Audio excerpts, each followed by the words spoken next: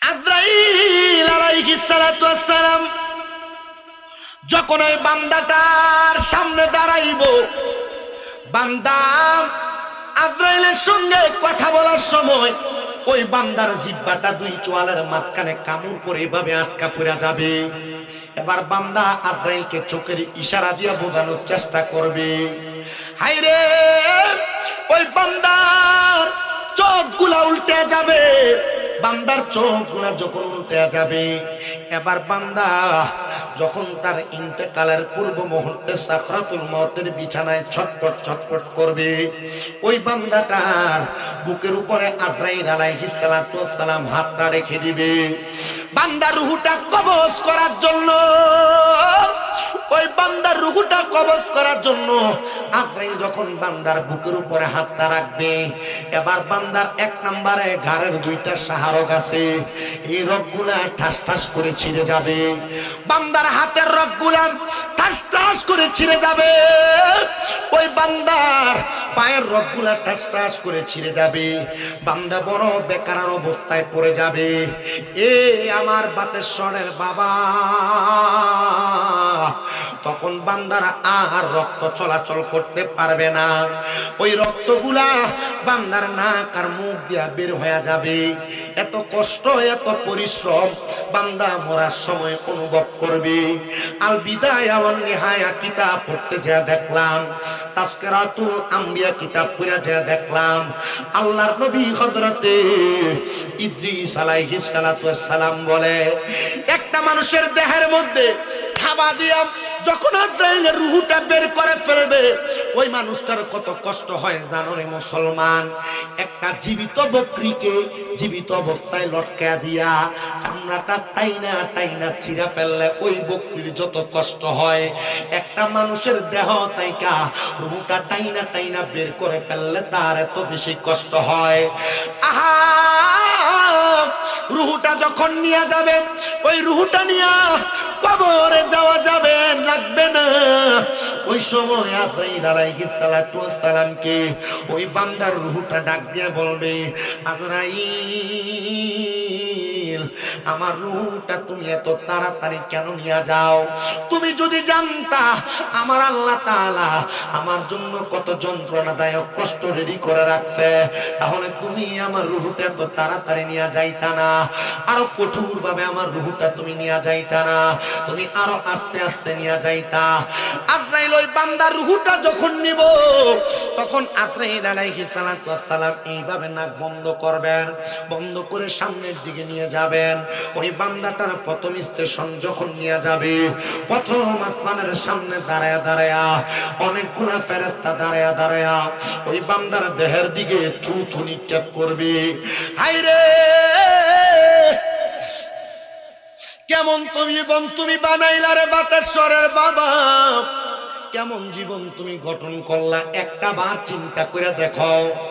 ওই জীবনটা যখন তোমার পান পাখি উইরা যাবে, ওই সময় আজরাইল আলাইহিস সালাতু ওয়াস সালাম রূহ নিয়ে যাবে, নাকের মধ্যে কাপড় লাগায় দিবে। আহা, রূহটা নিয়া যখন প্রথম আসমানে যাবে, ডাইনে বামে 19 জন করে ফেরেশতা দাঁড়ায় থাকবে, আর ওই বান্দার রূহুর দিকে থু থু নিক্ষেপ করবে, থু থু নিক্ষেপ করবে। আজরাইল বলবে, কেন রে বান্দার দিকে থু থু নিক্ষেপ করা হয়? বলবে, বান্দা গুনাহ করার কারণে বান্দার রূহ থেকে দুর্গন্ধ আসতেছে, বেনামাজি হওয়ার কারণে, নামাজ ছেড়ে দেওয়ার কারণে, পরের হক মাইরা মাইরা খাওয়ার কারণে এই বান্দার রূহটা একটা দুর্গন্ধযুক্ত রূহ হয়ে গেছে। এ জগতের মানুষ শুনো, ওই বান্দাটারে ফেরেশতারা পর্যন্ত থুতু দিবে। তোমার মন চাইলে তুমি নামাজ ছাড়ো, আমি তোমারে বাধা দিব না। তোমার মন চাইলে তুমি পরের হক মাইরা খাও, আমি তোমারে বাধা দিব না। তোমার মন চাইলে তুমি হারাম কাজ করে বেড়াও, আমি তোমারে বাধা দিব না। যদি তুমি এই কঠোর শাস্তিগুলা অনুভব করতে পারো, সহ্য করতে পারো, তুমি গুনার কাজ করলে আমার কোনো কিছু আসে যায় না। তবে আমি চাই না রে বাতেশ্বর বরুড়ার কোন মানুষ দুজকের আগুনের মধ্যে জ্বলুক, আমি চাই না রে কোন মা বোনেরা দুজকের আগুনে জ্বলুক। যদি বাঁচতে চাও এখনো সময় আছে, ঈমানওয়ালা আমলওয়ালা হয়ে যাও। ওই বান্দাটার নিয়ে আসমানের ডাইনে বামে সামনে কোন জায়গায় যাওয়া যাবে না। আল্লাহ ওই বান্দাটার ঠিকানা কোন জায়গায়? বলে বান্দার ঠিকানার কোন জায়গায় না। ইন্নাল্লাযীনা কাফারু মিন আহলিল কিতাবি ওয়াল মুশরিকিনা ফি নারি জাহান্নামা খালিদিনা ফিহা। ওই বান্দাটা দুনিয়াতে কুফরি করেছে, ওই বান্দাটা দুনিয়াতে আহলে কিতাবের অন্তর্ভুক্ত ছিল, ওই বান্দাটা মুশরিক ছিল, বান্দাটা মানুষের সঙ্গে মুনাফিকি করেছে। এই জন্য এই বান্দাটার ঠিকানা হলো জাহান্নাম। এবার বান্দাটার জাহান্নামের দিকে নিয়ে যাওয়া হবে। বাতেশ্বরের মানুষ রে, জাহান্নামে যখন বান্দাটারে টাইনা টাইনা নিয়ে যাওয়া হবে, ওই বান্দাটারে জাহান্নামের আগুনের প্রজ্বলিত বিভীষিকাময় লালার মধ্যে ফেলা দিবে। আরে কবর কবর কবর, এই কথা নিয়ে আপনারা হয়তো চিন্তা করতে পারেন। কবরের মধ্যে তিনটা প্রশ্ন করব, মান রাব্বুকা ওয়া মান দীনুকা ওয়া মান নাবিয়ুকা। আপনি প্রশ্নের জবাব দিতে পারলে জান্নাতি, না পারলে জাহান্নামী। ডাহা মিথ্যা কথা রে, প্রশ্নের জবাব সবাই দেওয়া লাগবে না। বলে হুজুর কি বলেন? আরে বাবা, প্রশ্ন তো একটা স্বাভাবিক ইন্টেরিয়র মেনটেন করা, একটা ফর্মালিটি মেনটেন করা। কবরে যাওয়ার পর সবাইকে প্রশ্ন করবে না। যারা গুনাহকে গুনাহ যায় না, বারবার গুনাহ করছে, তার আবার কিসের প্রশ্ন? যারা নামাজ ছেড়ে দেওয়া ফাসিকি জানার পরও আবার ছেড়ে দিছে, তারা কেন দ্বিতীয়বার প্রশ্ন করবে? যারা গান বাজনা করা জিন্দেগি মুরতাদি জানে, জানার পর আবার গান বাজনা করে, তাদেরকে আবার কেন দ্বিতীয়বার প্রশ্ন করবে? ডাইরেক্ট তাদের ঠিকানা হবে জাহান্নাম। হুজুর কতদিন কতদিন জাহান্নামে রাখবে গো? আমার নবী বলেন একদিন দুই দিন না, একটা জাহান্নামী কমপক্ষে 3000 বছর জাহান্নামের আগুনে জ্বলা রাখবে। ও মুসলমান, দুনিয়ার 1000 বছর আর জাহান্নামের 1000 বছর এক না। দুনিয়ার একদিন আর জাহান্নাম আখিরাতের একদিন এক না। এই জন্য কবর দেশে যে তুমি থাকবা, কবর দেশে যে তুমি তোমার সময় কাটাইবা, এখনো সময় আছে। ওই কবরের মাল সামান গুলা রেডি করো, ঈমান এবং আমলটারে পরিপূর্ণ করো। কারণ তুমি জানো তোমার শেষ বিদায়ের একটা ঘর হবে, সেই ঘরটা হলো কবর। ওই মাটির ভিতরে তোমায় থাকতে হবে। আশেক লেখে একদিন মাটির ভিতরে হবে ঘরে মন আমার, কেন বান্ধো দালান ঘর রে মন আমার, কেন বান্ধো দালান ঘর। আপনারা বলেন মাটির নিচে যে আমাদের ঘর হবে, কথাটা সত্য না মিথ্যা? তাহলে জবান খুলে মুহাব্বত করেন। একদিন মাটির ভিতরে হবে ঘর রে মন আমার, কেন বান্ধো দালান ঘর রে মন আমার, কেন বান্ধো দালান ঘর। প্রাণ পাখি উড়ে যাবে পিঞ্জর ছেড়ে,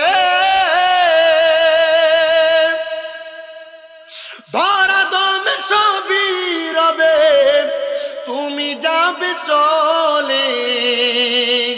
বন্ধু বান্ধব যত, মাতা পিতা তারা সুত, বন্ধু বান্ধব যত, মাতা পিতা তারা সুত, সকলে করবে তোমায় পর রে মন আমার, কেন বান্ধো দালান ঘর রে মন আমার, কেন বান্ধো দালান ঘর। একদিন মাটির ভিতরে হবে ঘরে মন আমার, কেন বান্ধো দালান ঘর। দেহ তোমার চর মাচর গলে পচে যাবে, শিরায় উপশিরা গুলো ছিন্ন ভিন্ন হবে। দেহ তোমার চর মোচর গলে পচে যাবে, শিরায় ছিন্ন ভিন্ন হবে, মুন্ডু মেরুদণ্ড সবই হবে খণ্ড খণ্ড, দণ্ড মেরুদণ্ড সবই হবে খণ্ড খণ্ড, পড়ে রবে মাটি রবি তরে মন আমার, কেন বান্ধ দালান ঘর রে মন আমার, কেন বান্ধ দালান ঘর। বাতেশ্বর মহিষপুকুরে পদুয়ার পার সুন্নি যুব সমাজ দুনিয়া থেকে বিদায় নিয়ে কবরে যাইবা। ওই কবরটা যদি জাহান্নাম হয় তোমার বড় কষ্ট, কবরটা যদি জাহান্নাম হয় তোমার এই দুনিয়ার জিন্দেগি বৃথা, কবরটা যদি বিভীষিকাময় আগুনের মতো হয় তোমার জিন্দেগিটা বৃথা। সাহাবায়ে কেরাম বলেন, ইয়া রাসূলুল্লাহ, ও মায়ের নবী, আপনি বলেন না ওই কবরের মধ্যে যাওয়ার পর উম্মতে মুহাম্মদীরা কেমন অবস্থায় থাকবে? বলে তিনটা অবস্থা রে। জাহান্নামের আগুন লাল ধাউ ধাউ করা আগুনের মতো জ্বলতে থাকবে। ওই বান্দাটারে 1000 বছর আগুনের মধ্যে জ্বালাইবো, 1000 বছর লাগবে না, মাত্র 3টা মিনিট যদি শরীরটা ধাউ ধাউ করা আগুনে জ্বলে, পুরাটা শরীর জ্বলে একবারে পোড়া পোড়া কাঠের মতো হয়ে যাবে, কয়লার মতো হয়ে যাবে। বারবার আপনার ফায়াকুন বইলা শরীরটারে জোড়া লাগানো হবে। ও আল্লাহ, একবার তো আমারে আগুনে পুরাইলে আমার দেহটা জইনা শেষ হয়ে যায়, বারবার কেন আমারে কষ্ট দেওয়া হবে? বলে অন্য কোনো কারণে না, তুমি বারবার গুনার কাজ করেছো, গুনাহ জানার পরে আবার পাউটা বাড়াইছো, বারবার বারবার কইরা তুমি পরের সম্পদ হকগুলা মাইরা মাইরা খাইছো। আমারে বাতেশ্বরের বাবা শুনো, 1000 বছর লাল আগুনে জ্বালায়া পোড়ায়া এবার আগুনের রংটারে আমার আল্লাহ তাআলা সাদা ধোঁয়া যুক্ত বানাইবো। ওই আগুনের মধ্যে আরো 1000 বছর জ্বালায়া এবার আগুনটারে কালো ধোঁয়া যুক্ত বানায়া ওই আগুনের মধ্যে আরো 1000 বছর জ্বালাইবো। 3000 বছর জ্বালানোর পরে নবী যখন হাদিসে মুবারাকা বলে, মসজিদে নববীর মিম্বরের সামনে আমার নবীজির পাশে আহলে সুফা 70 মতান্তরে 72 জন সাহাবা নবীর সামনে বসা আর ডাক দিয়ে বলি, ইয়া রাসূলুল্লাহ, এই 3000 বছর জ্বালায়া আমার আল্লাহ কি তাদেরকে একটু শান্তির জায়গা দিবে না? নবী বলে, কলে না, হ্যাঁ অবশ্যই। ওই বান্দাটারে তাকাসুর নামক একটা জায়গার মধ্যে দাঁড় করানো হবে। ওই বান্দাটা সেই জায়গার মধ্যে দাঁড়ায়া আফসোস করতে থাকবে, বান্দাটার দেহ জ্বালায় পড়ে বান্দার দাঁড় করাবে। এবার প্রশ্ন করবে, বান্দা কি বলবা বলো? আপনি আমি যদি বলার সুযোগ পাই, আপনি মনে করতেছেন বলবেন আল্লাহ মাফ করে দাও, মনে হয় আপনি বলতেছেন আল্লাহর কাছে ক্ষমা চাইবেন না। নবী বলে, উম্মত শুনো, ওই বান্দা তখন না না বলবে না, বান্দা ক্ষমা চাইবে না, বান্দা 3 বার বলবে পানি পানি পানি, বান্দা 3 বার পানি পানি করে চিৎকার করবে। বান্দা 3000 বছর আগুনের মধ্যে জ্বলার কারণে, তাকাসুর নামক জায়গাতে দাঁড়িয়ে থাকার কারণে ওই বান্দার গলাটা একবারে কাঠ শক্ত হয়ে যাবে। হায়রে এত কষ্ট রে! ও বাতেশ্বরের মা, বাপুরদা চইলা স্বামীর আদেশ অমান্য কইরা তুমিও কিন্তু সেই জাহান্নাম তাড়াতাড়ি তোমার হাতের কাছে আনতেছ। ওই বান্দাটা ওই জাহান্নামের কঠিন শাস্তি সহ্য কইরা তাকাসুর নামক জায়গার মধ্যে যখন বান্দা দাঁড়াইব, 3 বার যখন পানি পানি বলে চিৎকার করবে, সাহাবায়ে কেরাম কান্দে আর কয়, ইয়া রাসূলুল্লাহ, তখন কি ওই বান্দাটারে পানি দেওয়া হবে? নবী বলে, হ্যাঁ পানি দেওয়া হবে, তবে সাধারণ কোনো পাত্রে না, এমন একটা পাত্র যেটা আমরা প্লাস্টিকের পানি খাই, মগ মেলামাইনের গ্লাস, এটার মধ্যে পানি খাই, লোহার গ্লাস বলেন পানি খান, কাছের গ্লাস কোন আপনি পানি খান, কিন্তু আপনার যখন জাহান্নামী হয়ে যাবেন, আপনার যে পাত্রের মধ্যে করে পানি দেওয়া হবে, ওই পাত্রটা হবে একবারে লোহার গরম পাত্র। লোহার আগুনের মধ্যে জ্বালানোর কারণে গরম কয়লা যেমন লাল ঝলসানো হয়ে যায়, ওই লোহাটা তেমন ঝলসানো হয়ে যাবে। ইয়া রাসূলুল্লাহ, তবু কি তারা পানি দেওয়া হবে? বলে হ্যাঁ, লোহার গরম পাত্রের মধ্যে কইরা অন্য জাহান্নামীদেরকে আগুনে পুরানোর কারণে তাদের যেই রক্তগুলা পুষগুলা নিচে পড়ছে হাবিয়া থেকে, ওই রক্ত এবং পুষগুলা নিয়ে ওই জাহান্নামীদেরকে পান করতে দেওয়া হবে। ও মায়ার নবী গো, তখন কি তারা সেই পানিগুলা পান করবে নাকি? বলে হ্যাঁ, তাদের পানির পিপাসা থাকার কারণে ওই রক্ত এবং পুষগুলা তারা পান করবে। ওই রক্ত এবং পুষগুলাকে হাদিস শরীফের ভাষায় বলা হয় তিনাতুল খাবাল। ওই তিনাতুল খাবাল রক্ত পুষগুলা বান্দা তখন পান করবে। নবী কেমনে গো? রক্ত পুষ মানুষ তো এমনি পান করে না, কেমনে তারা পান করব? বলে তারা পিপাসার্থ থাকার কারণে তাদের জিহ্বার মধ্যে যখন তিনাতুল খাবাল রক্ত পুষগুলা ঠেলে দিবে, ওই রক্ত পুষগুলা বান্দার জিহ্বাটারে জ্বালায়া পুরে ছাই করে দিবে। বান্দার পেটের নাড়ি বুড়িগুলা গইলা বান্দার পায়খানার রাস্তা দিয়ে থরথর থরথর করে পড়তে থাকবে। এ মুসলমান, তোমার কি একটু ভয় লাগে না? তোমার কি অন্তরে একটু মায়া লাগে না? একটা বার কি তুমি চিন্তা করো না, এমন কঠিন শাস্তি আর আযাব তোমাকে দেওয়া হবে। নবী গো, এমন কঠিন শাস্তি তো আপনার উম্মত সহ্য করতে পারবে না। আমার নবী কইতা বলে তামুতু কাবলাল মাউত, তারা যেন মরার আগে একবার মইরা যায়। ইয়া রাসূলুল্লাহ গো, কেমনে গো মরার আগে একবার মরে? একটা বার আপনি আমাদেরকে শিখিয়ে দেন না। কয় যদি তারা মরার আগে মরতে পারে, দুনিয়ার জমিনে থাইকা হক্কানি রাব্বানি কোন পীর মাশায়েখের হাতে হাত রেখা বায়াতের রাসূল গ্রহণ কইরা দুনিয়ার জিন্দেগির কথা বইলা আখিরাতের কথা স্মরণ কইরা তারা আল্লাহ এবং তার রাসূলকে পাওয়ার জন্য ফানা বিল্লাহ এবং বাকা বিল্লাহর জগতে চইলা যায়, তখন তারা আর দুনিয়ার আশা করে না, তারা ডাইরেক্ট আখিরাতের আশা করে। আর তারা বিশ্বাস করে তাদের হক্কানি রাব্বানি মাশায়েখে আযম মাশায়েখে পীর যারা, তাদের হাতে হাত ধরে তারা জান্নাত পর্যন্ত পৌঁছাইতে পারবে।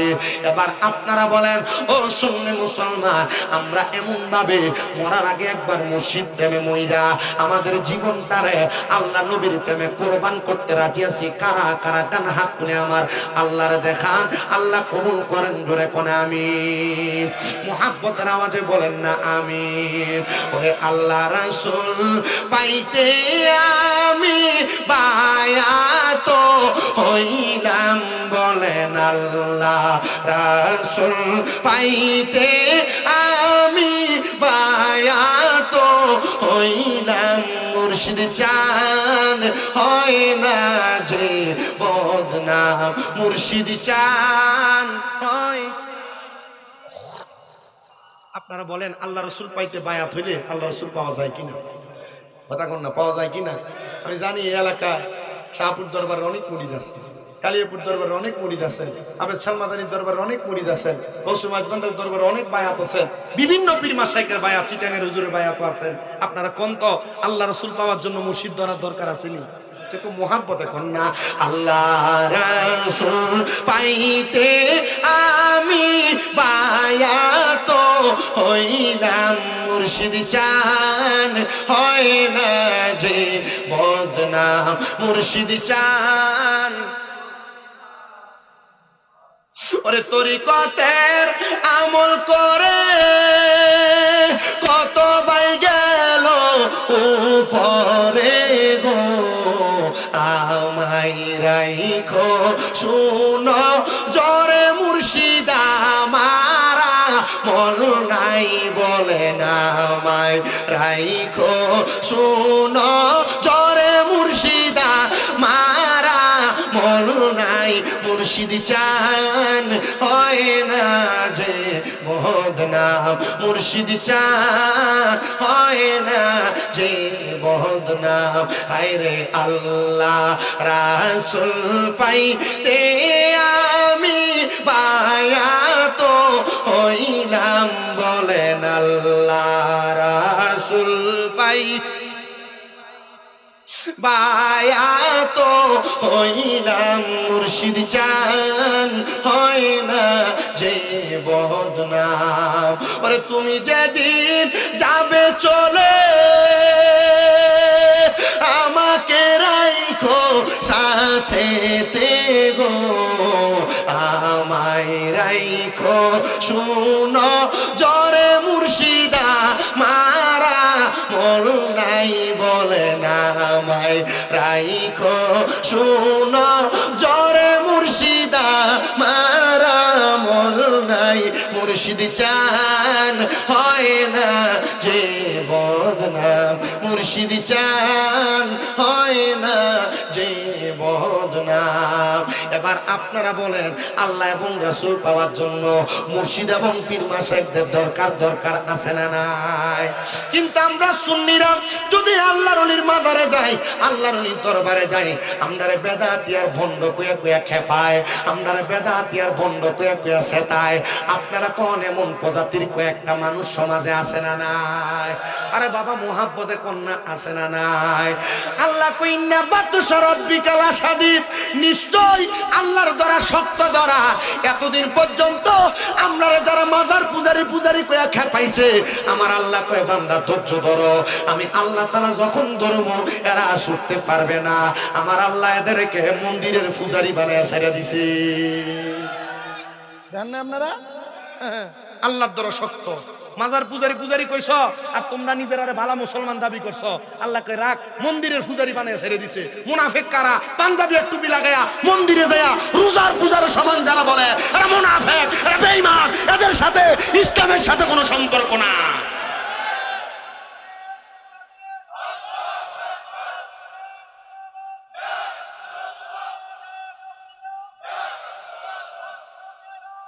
ঘরে ঘরে যান,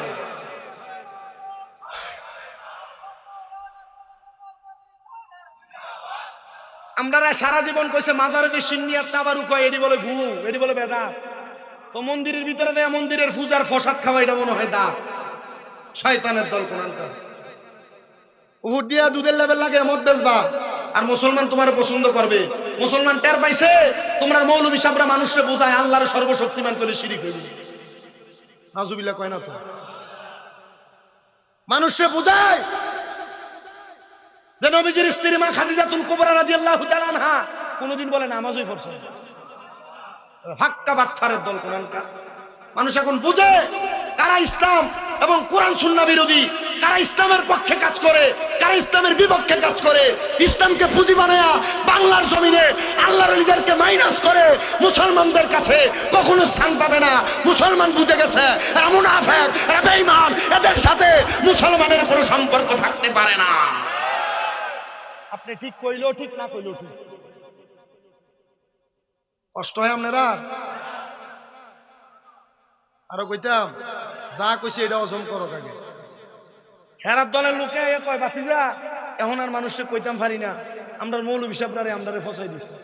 দলের কথাটা কইতাম গেলই আয়া কি সুন্দর কয় ইটা কইতে নাইছেন আপনি, আপনার মৌলবী সাহেবরারে ঠিক করেন। কথা কয় না। আমার ওয়াজকে আপনার পছন্দ হইতেছে না, ভাল লাগতেছে? ভালো লাগার ওই কথা। আমি বরুড়াতে পুরান বক্তা, আমি বরুড়ায় নতুন না, সবসময় বরুড়াতে মাহফিল। এই আজকের পরে বরুড়া আর মাহফিল আছে সন্দেহ আছে। এবছরের সবগুলা মাহফিল তোমরা কি করবা? তোমরা দিয়ে লাগবে সাহেব হাবিবার লগে আর গোলাম মাওলার লগে লাইন করে। আগামীকালকে একটানা 5 দিন। প্রথম দিন হবিগঞ্জ, পরের দিন শায়েস্তাগঞ্জ, এরপর দিন ভাবনা, এরপর দিন সিরাজগঞ্জ, এরপর দিন বগুড়া। আচ্ছা অবস্থাটা কি হইবে আমার? কথা কয় না। বরকত দিব কে? আসলে আল্লাহ দেয়। তবে আমার একটা জিনিস কষ্ট হয়ে যাচ্ছে, এই মাহফিলগুলো আমি আমার আম্মা আজকে 8 মাস অসুস্থ, 7 মাস শেষে 8 মাসে পড়ছে। এই মাহফিলগুলো আমি আমার আম্মা অসুস্থ হওয়ার আগে রাখছি না। আমার আম্মা অসুস্থ হওয়ার পর আমি দূরে কোনো জায়গায় মাহফিল রাখি না, কুমিল্লার বাহিরে কোনো জায়গায় মাহফিল রাখি না। হাঁটতে খুব কষ্ট হয়। আল্লাহ তাআলা হয়তো এটার মাধ্যমে আমাদের কোনো পরীক্ষা করতেছে। আমি আল্লাহর কাছে কইছি, আল্লাহ যদি এটা পরীক্ষা হয় তাহলে আপনি আমার ধৈর্য দিয়েন। পরীক্ষা যদি হয় আমার ধৈর্য দিয়েন। আপনারা কে কি করছেন মা বাবার জন্য এটা আমার জানা নেই। আমি আমার হাত দিয়ে প্রস্তাব পায়খানা সাফ করছি। আপনারা কে কি করছেন এটা আমার জানা নাই। আমার জানা নাই, আমি রাত্রে ঘুম ত্যাগ করছি। মা অসুস্থ, খাটে শুইছে। প্রথম 2 মাস যখন অসুস্থ ঘরে আনছি, এই 2 মাস ঘরে ঘুমাই নাই। আম্মা যে খাটে নিচে ফ্লোরিং করে আমার সাথে শুয়েছিল। আম্মা যখন ঘুমাইছে ফজরের সময়, এরপর চোখ রাখছে। আমার যে বিছানাতে আমি ঘুমাই, এই বিছানাতে আমি শেষ 2 মাস 1 মিনিটের জন্য আমি ঘুমাই নাই। আম্মা অসুস্থ হওয়ার পর পিএলআইডি অপারেশন হয়েছে মেরুদণ্ডে। আমি আপনাদের সবার কাছে শুধু একটু দোয়া চাই। আমার মাদ্রাসায় গত পরশু দিনের আগের দিন আমার 5টা ছাত্র একসাথে হাফেজ হয়েছে। একটা ছেলে 8 মাস হাফেজ হয়েছে। আমি পোলাপান্ডির কাছে কইছি, তোরা আমার আম্মার লাগে একটু খাস করে দোয়া করিস। আমার জীবনে তো আর কোনো চাহিদা নাই। আমার জীবনে যে চাহিদা ছিল, আমি আমার মাদ্রাসাগুলা কইরা কোরআন সুন্নাহর খেদমতের বাগান করবো। বন্দা বন্দা হাদিয়া বক্তারা লইয়া দেব, আর হাদিয়া নিয়ে আপনার কোনো কিছু করতে না। আমি তা না, আমার এই মাদ্রাসাগুলা দিয়ে তোরা আমার আম্মার লাগে একটু দোয়া করিস, তোর কাছে এটাই। আপনার দেখেন হয়তো আমি মাঝে মাঝে বুটমুড়ি মাইকা খাওয়াই, বিরিয়ানি খাওয়াই, গরু গোশত খাওয়াই, চিপস খাওয়াই, চকলেট খাওয়াই, কেক খাওয়াই আমার ফলাফাইন দিই। আমার একটা পয়সা আমি খরচ করি। দোয়া করতেন আপনারা, দোয়া করেন যেন তাড়াতাড়ি হাঁটে। আমি আমার মারে কাছে কাম করা লাগতো না। মাঝে মাঝে আমি আমার আম্মার এই 8 মাস ধমকাই। ধমক দিলে তো মা বাপের ধমকাইলে আল্লাহ বদদোয়া দেয় না, আল্লাহর পক্ষ থেকে গজব আসে না। আমি আমার এক ওস্তাদ রেজি গেলাম, হুজুর এবার যে দমকাই গুনই গুনি, ওই কি লেগে দমকাছি, হুজুর ওষুধ খায় না লেগে দম খায়, ঠিক মতো খানা খায় না লেগে দম খায়। দমকালি দিয়ে মুখটা কালা করে রাখছে, মুখটা কালা করে রাখছে। তো আমি তো বুঝি কি লেগে দমকাল লাগে, আমি বুঝি। আপনাদের কাছে আমি আবদারটা রাইখেন, যদি মা বাপ থাকে এখান থেকে বাড়ির যে আজকে মাপছে কি লেগে জানেন, এই রত্নগুলারে যদি এখন থেকে যত্ন না করেন, মইরা যাওয়ার পরে আল্লাহর কসম কইরা চলতে গইরে গইরে কানবেন, কিন্তু মা বাপ পেতেন না। বলে হুজুর আমি কোনোদিন অন্যায় করছি।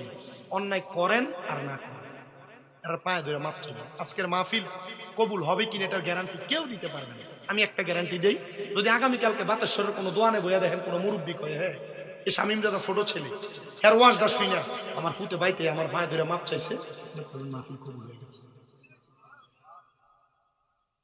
হুজুর আমি তো কোনোদিন অন্যায় করি নাই, আমিও মাপ চাইতাম। আরে মাপ চাইলে দাম কমে না, তো ইজ্জত কমে না, সম্মান কমে না। আম্মা আব্বার পায়ে ধরে মাপ চাইলে আল্লাহ তার দাম আরো বাড়ায় দেয়। আপনি আমার দিকে, আমি আবার কামেল পরীক্ষা দিব, ফাইনাল পরীক্ষা দিব কামেল, জানুয়ারির 2 তারিখ পরীক্ষা। আমি যে পরীক্ষা দিব, আমি এলএমের জোর দিয়ে আমি ওয়াজ করি। আমি মাদ্রাসায় যখন ক্লাস 6-7-এ পড়ি, ওয়াজে শুধু শুনছিলাম মা বাবার পায়ে চুমা দিলে আল্লাহর জান্নাতের চৌখাটে চুমা দেওয়ার সাথে পাওয়া যায়। বাড়িতে এসে মা বাপ বেড়ার ঘর, বাতার বেড়া ঘুমাইয়া ছিল, চুমা দিচ্ছে। ওই 2017 সাল থেকে ওয়াজ করি, হিসাব করেন 18, 17, 18, 19, 20, 21, 22, 23, 24, 25 চলে 9 বছর ওয়াজ। আমার কোনো ক্ষমতা নাই, আমার কোনো সাধ্য নাই ওয়াজ করার মতো এলেম আমার নাই। আপনার বাতাশ্বরের মসজিদের ইমাম মুয়াজ্জিনের আমার চেয়ে ভালো এলেম, কিন্তু আল্লাহ তাআলা এই মা বাবার পায়ে চুমা দেওয়ার পর থেকে সম্মানের দাম বাড়ায় দিয়েছে। আপনার বেদাত বইলা মা বাবার কদমের কাছ থেকে দূরে সরাই নিতেছে, মা বাবার কবর জিয়ারত করা থেকে দূরে সরাইতেছে, মা বাবা মরার পরে জানাজার পরে দোয়া করা থেকে আপনারা দূরে নিয়ে যাইতেছে। যারা যারা এগুলা করে এরা কোরআন সুন্নাহর সুর, এদের সুর ছাড়া বালা কোনো উপাধি কোরআন হাদিসে নাই।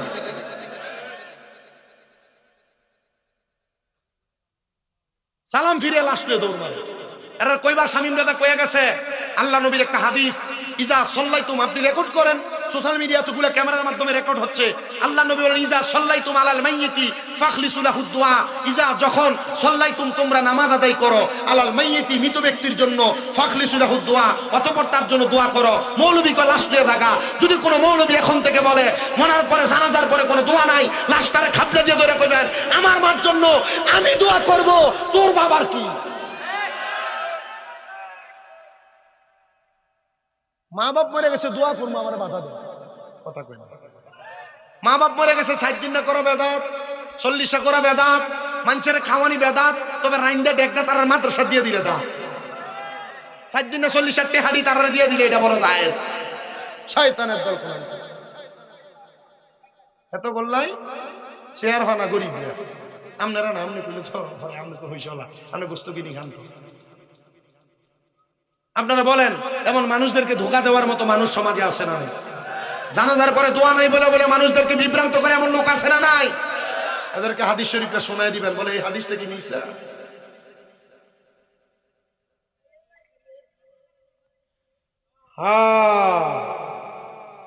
এই সমাজে আছে কিছু মানুষ রূপে হনুমান, কমে রূপের অভ্যাস নাকি তাদের মাঝে বিদ্যমান। জানাজার নামাজ পড়ে বেদাত কোন বড় সুন্দর, কিন্তু মাদ্রাসার ছাত্রদের সাথে মেলামেশা করো বড় বড় ভালো। বহুত সমান আছে, লাগলে লয়ে যায় নামাজ ঘরে বউ নাই। কমে লুতের মানুষ ছিল যারা পুরুষে পুরুষে মেলামেশা করত, আর বর্তমানে যারা জানাজার নামাজের বেদাত বেদাত কয়ে ফতুয়া দিয়ে ঘুরে, মিলাদকে আমরা বেদাত বেদাত কয়ে কয়ে ঘুরে, এরা মাদ্রাসা ছাত্রর লোকে বলৎকার করে। এই সমাজে আছে কিছু মানুষ রূপে হনুমান, কমে লুতের অভ্যাস নাকি তাদের মাঝে বিদ্যমান। দেখতে লাগে বান্দরের মতো, দেখতে লাগে বান্দরের মতো, চেহারাতে মায়া নাই। জ্বালাও জ্বালাও আগুন জ্বালাও মুনাফিকের রাস্তা নাই। আল্লাহ নবী ওলির কাছে মুনাফিকের জায়গা নাই। মাজার জিয়ারত একবারে পূজা পূজা পূজা, পূজার মন্দিরের ভিতরে যায় গীতা পাঠ করুন যায় শয়তান।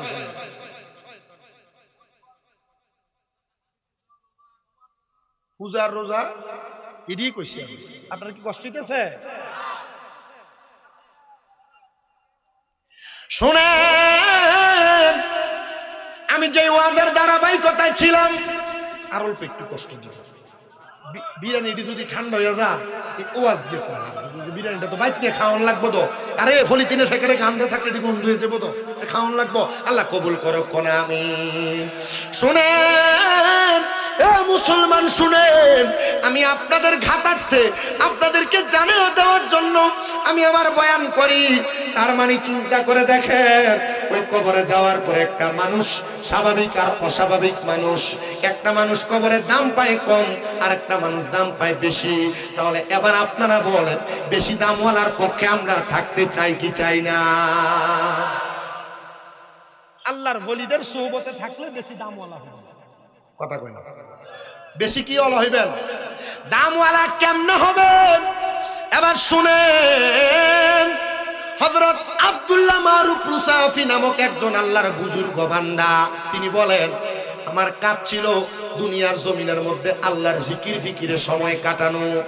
আমি আব্দুল্লাহ মারুফ রুসাফি, আমি বসবাস করতাম দামেস্ক এলাকায়। কোথায়? দামেস্ক এলাকায়। আমি ব্যবসা করার জন্য গেছিলাম ইয়ামেনে। ইয়ামেন থেকে ব্যবসার মাল নিয়ে যখন আসতেছিলাম, ডাকাতের দল আমার মালগুলা চুরি করে নিয়ে যেতে লাগছিল। এমন টাইমে ইয়ামেনের বাদশার সেনাপতিরা আমার মালগুলা আটকায়া ডাক দিয়া কয়, মালগুলা কার? ডাকাত দল বলে মালগুলা ডাকাতের, আর আমি বললাম মালগুলা আমার। এমন সমাজে বহুত মানুষ, ভাইটা মরে গেছে, দুই তিন ভাই মিল্লা কয় আমার ভাইয়ের কোনো জায়গা জমি নেই, সব আমার কাছে বেঁচে গেছে। এরপর আর ভাই বোনের জায়গা বুঝিয়ে দেয় না। এমন সিটার আর সুরসুরটা সমাজে আসেনি। আমার ওদের ভাষাটা খুব দিচ্ছি, তাই না বাবা?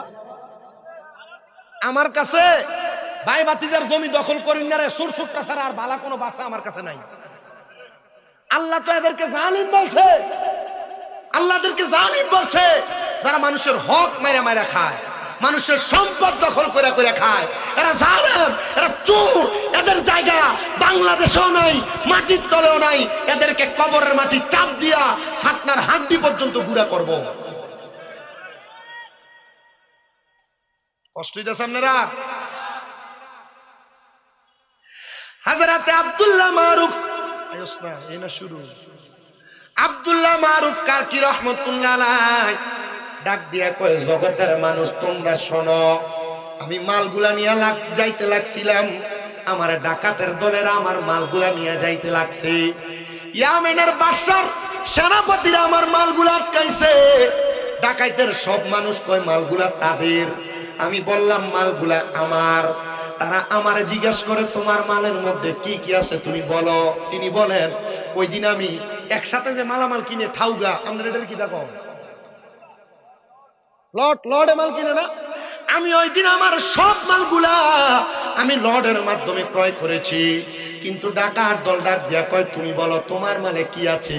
তিনি বলেন, আমি আমার মালের বর্ণনা দিতে কম একটু দেরি হইল।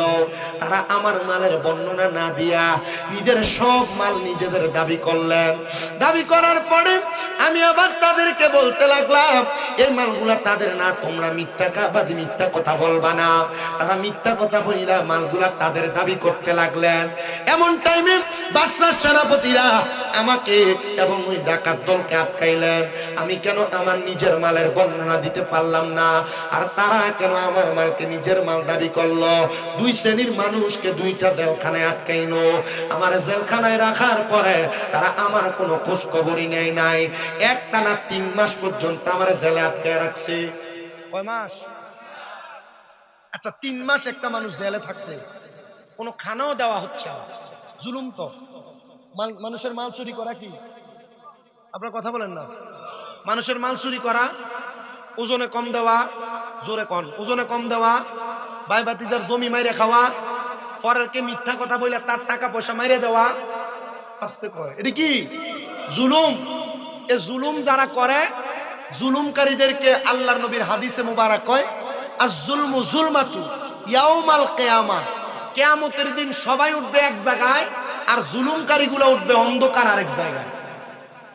কি জায়গায়? কথা কয় না। কোন জায়গায় উঠবে? আমি কই, আগামীকালকে ওয়াজ যত বক্তা এই পর্যন্ত করছে সবাই চিনে। আমি এখন যেটি কইতেছি দেখবেন দোয়ান এডি লইয়ে কথা এডি কইয়া গেছে যখন শোনা তার উপরে বসছে কি তুই কইব একটু আপনি চাপ নিয়ে শোনো বাবা, একটু অন্তরের কান লাগে শোনো। তিনি বলেন, একটানা 3 মাস জেলখানায় কোনো খানা নাই। 3 মাস পরে যখন আমি বের হই, আমি দেখলাম ডাকাত দলের সবগুলা লাচার হইয়া বের হইছে, কিন্তু আব্দুল্লাহ মারুফ কারকি সোজা সাপ একটা সবল মানুষ হইয়া বের হইছে।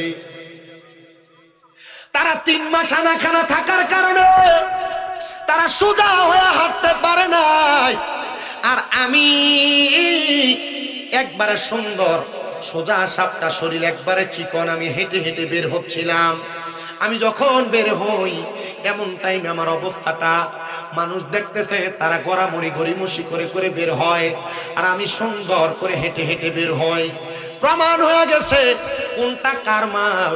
এবার আমাকে বাদশা ডাক দিয়া বলে, হে আব্দুল্লাহ মারুফ কারকি, এ মালগুলা তোমার।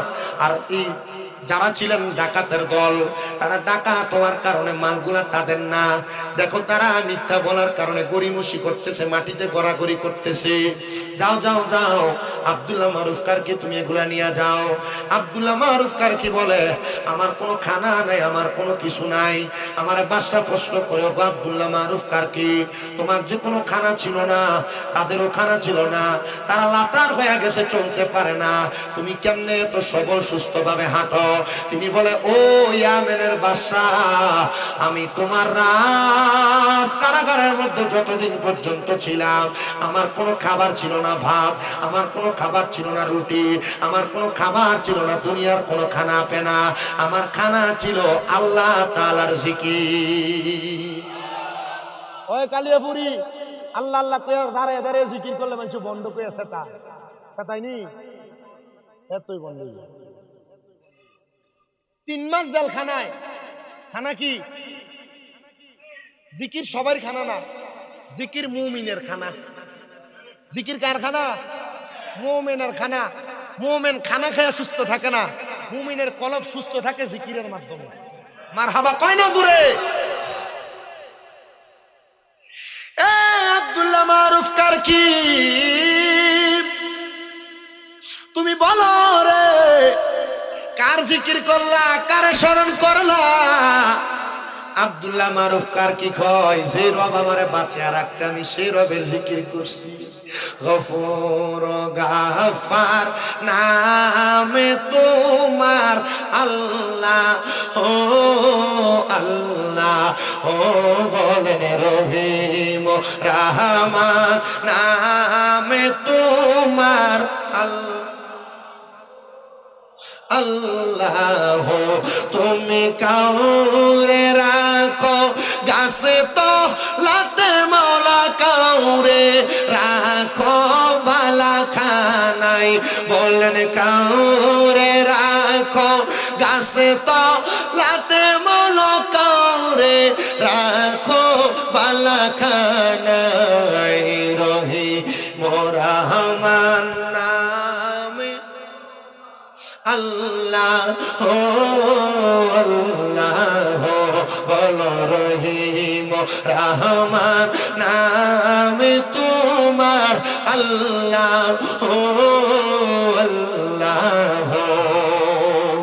আব্দুল্লাহ মারুফ কারকি কয় ইয়ামেনের বাদশা আমি দুনিয়ার কোনো মাল সামান চুরি করি নাই, আমার মাল সামান গুলা আমার। আমি 3 মাস বাইচা ছিলাম মাওলার জিকিরের মাধ্যমে। হযরত ইয়ামেনের বাদশা ডাক দিয়ে কয় আব্দুল্লাহ মারুফ মুসাফি তাহলে আপনি আমার কাছে আগমন করেন। সাথে সাথে উনি ওনার নিজের চেয়ারটা ছেড়ে দিলেন, নাইমা নিচে দাঁড়াইলেন আর ডাক দিয়ে কয় ওগো মারুফ মুসাফি আপনি আমার চেয়ারটাতে বসেন। জোরে কোন নাম মারহাবা। আপনি আমার চেয়ারটাতে বসেন। বলে কেন গো আপনি কি ইয়ামেনের রাজত্ব পরিচালনা করবেন না? কয় না না না আমি রাজত্ব পরিচালনা করব না। বলে কারণটাকে একটাবার আপনি আমারে জানান করে দেন না।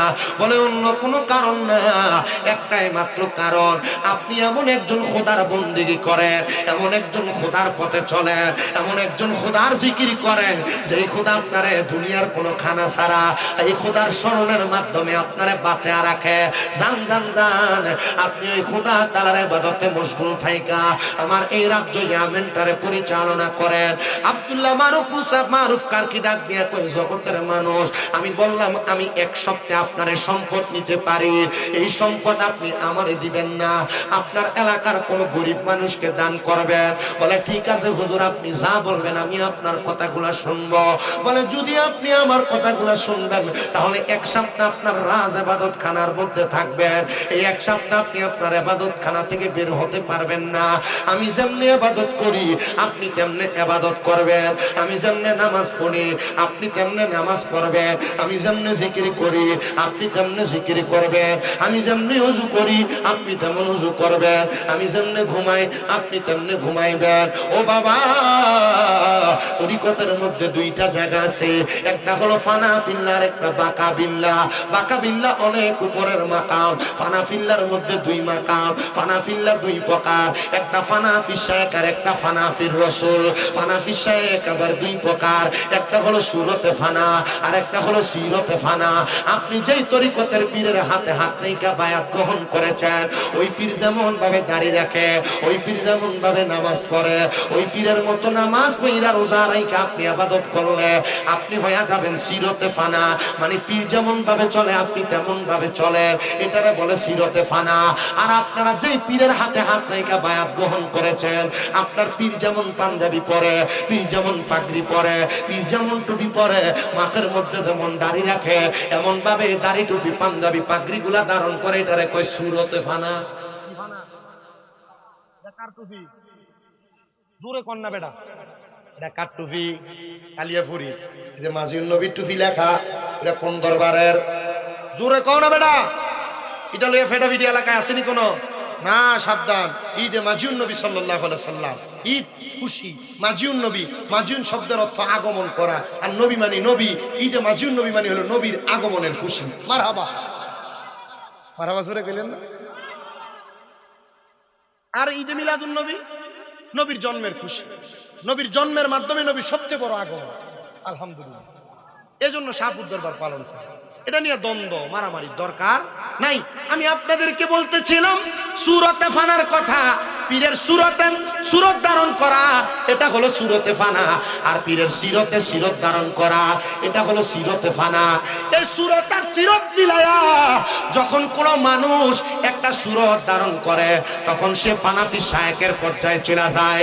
ফানাফি শায়েখ অর্জন করার মাধ্যমে ওই মানুষটা ফানাফির রাসূল অর্জন করে। মানে সে চোখ বন্ধ করলে রাসূল দেখতে পায়। আমরা রাসূল দেখতে পারি কিনা আমরা জানি না, তবে আমাদের অন্তরের মধ্যে একটা আশা একটা আকাঙ্ক্ষা থাকা লাগবে আমরা মরার আগে একবার হলো রাসূল দেখব আর নচেত মরার পরে আমাদেরকে কবরে আমার রাসূল আমাদেরকে তরিয়াকুল মুবারকে নিব কথা কোন না ঠিক কিনা আব্দুল্লাহ মারুফ রুফকার কি বলেন এই ইয়ামেনের বাদশা আপনি আমার সঙ্গে একই ঘরের মধ্যে থাকবেন উনি এক সপ্তাহ পর্যন্ত থাকতে লাগলেন এবার এক সপ্তাহ পরে ওনাকে ছুটি দিলেন ছাড় দিলেন যান যান যান এবার আপনি আপনার এলাকার সবচাইতে রাস্তার যে মোড় আছে ওই মোড়ের মধ্যে দাঁড়ায়া যেই মানুষটারে আপনার পছন্দ হবে ওই মানুষটারে আপনি আপনার রাজ্য দান করে দেন আমার অসুবিধা নাই আর আমারে আপনারে যদি বলা হইতো যে আপনারে একটা বাড়ি দেওয়া হবে আপনি আপনার ইমানটা বেচা দেন আপনার একটা বাড়ি দেওয়া হইব আপনি এখন থেকে বুর উপর হাত বেঁধে নামাজ পড়েন আপনার যদি কয়া হয় আপনার একটা জায়গা দেওয়া হইব এ ফোলা ভাই এখন থেকে নামাজ যখন পড়বা এই তারাবির নামাজ 8 রাকাত পড়ে বাইরে চলে বা 40 দিন তারাবির নামাজ 8 রাকাত পড়লে তোমার একটা সাইকেল দেওয়া হইব আমরা ফলাই নেই সাইকেলের ফাগল হইয়া বইয়ের ফাগল হইয়া নতুন নতুন কিছু হাদিয়া দিলে এটির ফাগল হইয়া ইমানদারে বেচালা আর আমরা বাপ দাদারা দিয়ে চলে 20 টাকার তারাবির নামাজ পড়ছে এটা বলে না বলে এটা বলে কোরআন হাদিসে না কই ভাইছেন মক্কা মদিনা কয় রাকাত 20 টাকা আয় কি সুন্দর কয় বাতিজা মক্কা মদিনা তুই এটা দেখেছো নি তুমি যে মদিনা থাকতেছো তো মদিনা আর মক্কা এলাকায় যে সৌদি আরব এটা সিনেমা হল বানাইছে তুমিও বানাও বাতেশ্বর একটা সিনেমা হল কথা কয় না মক্কা মদিনার দিয়ে তো দলিল দাও মক্কা মদিনার দিয়ে যে সুন্দর সুন্দর কথা কইতেছো মক্কা মদিনা এটা নাই ওইটা নাই তো সৌদি আরবের জেদ্দাতে কত সুন্দর মদের বার বানাইছে সৌদির ফলা ফাইন্দে খাবাই লাগা তো তুমিও মদের বার বানাই দাও বাতেশ্বরে খালি মক্কায় আছে মদিনায় আছে বেডিয়ে তেরে গাড়ি লাইসেন্স দিছে তো তুমিও দাও না তোমার বেডি অটো চালা শয়তান মক্কা মদিনা ডাইরেক্ট দলিল না মক্কা মদিনা ঈমানের জায়গা মক্কায় যাবেন হজ করতে মদিনায় যাবেন জিয়ারত করতে দেখেন না মতোয়া হে পুলিশের চাকরি করে হে হাত ধরে ফিরিয়ে দেয় হেদিকে আল্লাহ ফুক দিকে নাই আল্লাহ পশ্চিমে নাই আল্লাহ উত্তরে নাই আল্লাহ দক্ষিণে নাই তো কি লেগা এদিক থেকে ফিরিয়ে দেয় আপনি বুঝতে হবে মক্কা মদিনার ভিতরে শুধু তারা থাকলে তারাই যে একবারে বালা আলেমে দিন হয়ে যাবে বিষয়টা এমন না এরা নজদিদের দালাল তাদের দালাল হাদিসে মুবারাকা বলতেছে মদিনা শরীফে ডাবল বরকত মক্কাতুল মুকাররমায় যে বরকত মদিনাতুল মুনাওয়ারায় ডাবল বরকত আপনি ডাবল বরকত নিতে যান না আপনার কেউ ফিরিয়ে দিলে আমি দেখছি না আমি দেখছি আপনি আমারে একটা সময় আহলে সুন্নাত ওয়াল জামাতের সুন্নি ছাড়া আমরা যারা গরম সুন্নি ছাড়া সবাই ঘৃণা করত এখন আমারে অমিকন এরও খুব মহব্বত এদের দলের বাতিল ফেরকাসের মহব্বত করে হুজুর কারণটা কি তা মহব্বত কেন করে জি না আমি গালাগালি করি না আল্লাহর কসম আমি গালাগালি করি না কেন করি না সবাই যদি গাইলায় তো ডাইককে আনবো কোন কথা কই না বাপও ফিডে মাও ফিডে তো ঘরে আনবো কে আমি এর লাগি গাইলেই না আমি সুন্দর সাবলীল আমি এ পর্যন্ত কোনো গালি দিছি সাবলীল ভাষায় কথা বলছি এই কথার মাধ্যমে আমি যার যার পরিচয় তুলে ধরছি কিন্তু আমি যে দেখছি মদিনাতুল মুনাওয়ারায় বাবু সালাম দিয়ে ঢুকে সালাম দিয়ে বাইর হইয়া হযরত ওমর রাদিয়াল্লাহু তাআলা আনহুর মাকবারা যে জায়গায় ওনারা শহীদ করা হয়েছিল এদিকে দাঁড়ায়া তিনজন কওমি আলেম আল্লাহর রাসূলের রওজার দিকে ফিরা ফিরা মুনাজাত করতেছে মারহাবা কোন না কেন প্রখ্যাত পরিচিত তিনজন আলেম কারণ কি তারা কি মদিনার নবীর দিকে চাইছে নবীর কাছে চাইছে না তারা আল্লাহর কাছে চাইছে তারা শুধু বলছে রাব্বে কারীম আল্লাহ আপনার রাসূলের উসিলায় জগৎ সংসার বানাইছেন এই রাসূলের উসিলায় আমাদেরকে দেন বলইব হ্যাঁ তো মক্কার মদিনা নি দলিল না কোরআন হাদিস দলিল কোরআন হাদিস যেটা বলবে আমি সেটা মানব বলে হুজুর আমরা যে এগুলা বলে তো বললে কি বিষয় তার মানে আপনার বাপ দাদা ভুল করে গেছে বলে হুজুর বাপ দাদাটা দিয়ে তো ইসলাম চলে না ইসলাম কোরআন সুন্নাহ দিয়ে চলে তো চলেন না আপনি যেহেতু মানুষকে এভাবে বুঝান কোরআন সুন্নাহ দিয়ে তো বসাইতে চান সুন্নি তো উলামায়ে কেরামের অভাব নাই বেশি দূর যাওয়ার দরকার নাই বরুরা আলিয়ার থেকে দুইজন মুহাদ্দিসের না বহায়া দিয়ে ঠনঠনানি বন্ধ হয়ে যাবে মুসলমান শুনো হযরত আব্দুল্লাহ মারুফ কারকি রাহমাতুল্লাহ আলাইহি বলেন আমি আবার তারে ডাক দিলাম যাও তোমার এলাকার রাস্তার সামনে যায়া যেটারে তোমার পছন্দ হবে ওই ব্যক্তিরে তোমার সম্পদ দিয়া দাও। আর আমরা টাকার পাগল, পয়সার পাগল, সম্পদের পাগল, নারীর পাগল, বাড়ির পাগল। উনি বলে আমি 7 দিন পরে বের হইলাম, যাইয়া ইয়ামেনের 4 রাস্তার মোড়ে দাঁড়াইলাম। আমি যাইয়া কোনো মানুষ দেখি না। ডাইনে তাকাইলো দেখি কুকুরের মুখ দেখা যায়, বামে তাকাইলো দেখি কুকুরের মুখ দেখা যায়, পেছনে তাকাইলো দেখি কুকুরের মুখ দেখা যায়, সামনে তাকাইলো দেখি কুকুরের মুখ দেখা যায়। আমি একটা মানুষও দেখলাম না। আমি দেখলাম একটা পাগল মানুষ, যার চুলগুলা এলোমেলো, দাড়িগুলা জট লাগা। আমি তার দিকে তাকাইলাম আর দেখলাম সে বয়া বয়া কি যেন ফটফট করে শোনে, কি যেন ফটফট করে বলে। আমি আমার কান্ডা তার মুখের সাথে লাগাইতে আর মনে নাই। আমি চইলা গেলাম আব্দুল্লাহ মারুফ কারকির কাছে। হুজুর, আপনার কাছে আমার একটা আবেদন গো হুজুর, আপনি আমার আবেদনটা রাখেন না। বলে কি আবেদন? বলে আমি তো আমার এলাকার 4 রাস্তার মোড়ে গেলাম, আমি যাই কোনো মানুষ দেখলাম না। অন্যদিন এই জায়গার মধ্যে মানুষ আর মানুষ, মানুষ আর মানুষ, মানুষ আর মানুষ দেখা যায়। হুজুর আজকে কোনো মানুষ নাই। হুজুর ডাক দিয়া কয় বাদশা, তুমি বলো না তুমি কি কোনো মানুষ দেখো নাই? বলে হুজুর হ্যাঁ, একটা পাগল দেখছি যে গাছের নিচে বয়া বয়া কি যেন ভরতাছে। ওই বয়ে বয়ে পরে গাছের নিচে বয়া।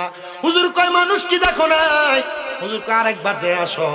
এবার যায় দেখে হুজুর আব্দুল্লাহ মারুফ কারকির কথা মোতাবেক মানুষের অভাব নাই, কিন্তু গাছের নিচে পাগলটা ঠিকই বসা। আবার দূরে এসে হুজুর এখন তো মানুষের অভাব নাই, কারে দিতাম?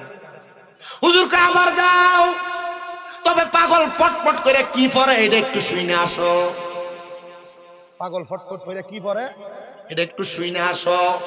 আবার ইয়ামেনের বাদশা গেছে, যায় দেখে আর মানুষ দেখা যায় না, যা দেখে সব কুকুরের মুখ। কার মুখ? সব কুকুরের মতো মানুষ দেখে, অবয়ব ঠিক আছে কিন্তু চেহারাটা একবারে কুকুরের মতো। শুধু মানুষের চেহারা আছে গাছের নিচে বইয়া, চুলটি জটলা, দাড়িটিও আটকানো আটকানো, শরীরে জামা কাপড়টি একবারে ময়লা। এই মানুষটা কি যেন পটপট পটপট করে পড়তাছে। ইয়ামেনের বাদশা কয় আমি আমার কানটা ওনার কানের মুখের লগে লাগাইলাম, আমি ওনার মুখ থেকে শুনতে পাইলাম উনি শুধু বলতেছে মান আরাফা নাফসাহু ফাকাত আরাফা রাব্বাহু, মান আরাফা নাফসাহু ফাকাত আরাফা রাব্বাহু। উনি শুধু এই কথা বলতাছে। আমি এবার ওনার কথা দাইসা আব্দুল্লাহ মারুফ কারকির কাছে বললাম, আব্দুল্লাহ মারুফ কারকি, মানুষ তো দেখলাম না, যা দেখলাম সব কুকুরের মুখ দেখা যায়। হুজুর বলেন না আমি যা দেখলাম এই দেখাটা কি আমার সত্য নাকি? বলে দেখছো যা তা সত্য, তবে তুমি আমার একটা কথার জবাব দাও। জিনার মুখের মধ্যে কথা শুনলা, তিনি কি কয়? কয় তিনি শুধু কয় মান আরাফা নাফসাহু ফাকাদ আরাফা রাব্বাহু। তিনি শুধু এই কথা বইলা গেছে, এই কথা বইলা গেছে। বলে এই মানুষটা পাগল হইতে পারে রে, তার যত সম্পদ আছে এই সম্পদ গুলা গরিব দুঃখীর মাঝে বিলিয়া দেয়। তুমি চাইলে তোমার সম্পদ তারে দান করতে পারো। ইয়ামেনের বাদশা কই দেরি করলাম না, পুরা রাজত্ব তারা দান করে দিলাম। দান করে দিয়া আমি বললাম হুজুর আমার তো দুনিয়ার আর কোনো কাজকর্ম ভালো লাগে না, আপনি আপনার সোহবতে আমারে রাখেন। আল্লামা রুমি কয় সোহবতে সালে তোরা সালে কোনা, ভালো মানুষের সোহবতে থাকলে ভালো হইতে পারবা। এবার ইয়ামেনের বাদশা আব্দুল্লাহ মারুফ কারকির খেদমতে এতদিন ছিল বাদশা, এখন হয়েছে চাকর। মারহাবা। ও তুমি নিজে বাদশা, নিজে কাজী, নিজের নৌকায় নিজে মাঝি, আরে সর্বগুণে ডাকি যারে আল্লাহ, বলেন সর্বগুণে ডাকি যারে আল্লাহ, দমে দমে জপরে মন আল্লাহ, বলেন দমে দমে জপরে মন আল্লাহ, ও দম তাকিতে বইল না মন আল্লাহ, ও বলেন দমে দমে জপরে মন আল্লাহ, ও দম তাকিতে বইল না মন আল্লাহ। হুজুরে কোন মারহাবা।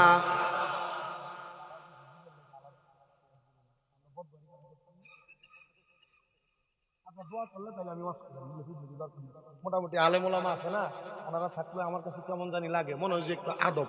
আমার উস্তাদে যেদিন আমাদেরকে দাখিল পরীক্ষা দিয়ে মাদ্রাসা থেকে ছুটি দেয় তখন কইছিল আল আদাবু খায়রুম মিনাজ যাহাবি ওয়াল ফিদ্দাতি, আদব স্বর্ণের উপর থেকে উত্তম।